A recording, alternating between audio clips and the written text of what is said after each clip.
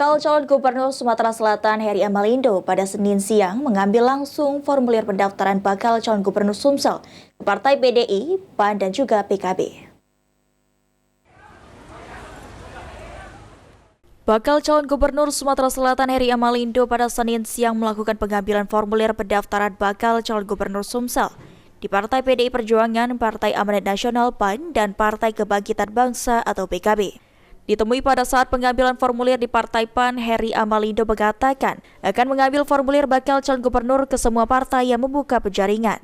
Dengan harapan nantinya Partai PAN dapat bergabung mengusung Heri Amalindo dan berkoalisi dalam kontestasi Pilgub Sumsel 2024-2029.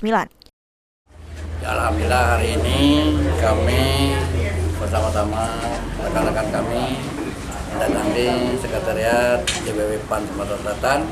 Alhamdulillah kami diterima dengan baik, diterima dengan senang hati. Tentunya harapan kami mudah-mudahan dengan penerimaan seperti ini kami dapat bergabung bersama dalam konstelasi Gubernur Sumatera Selatan 2024-2029 nanti. Sementara itu, Arianto mengatakan dengan pengambilan formulir bakal calon Gubernur Sumatera Selatan yang diambil langsung oleh Heri Amalindo, pihaknya merasa sangat terhormat. Namun pihaknya akan tetap membuka penjaringan sesuai dengan syarat kriteria yang ditentukan.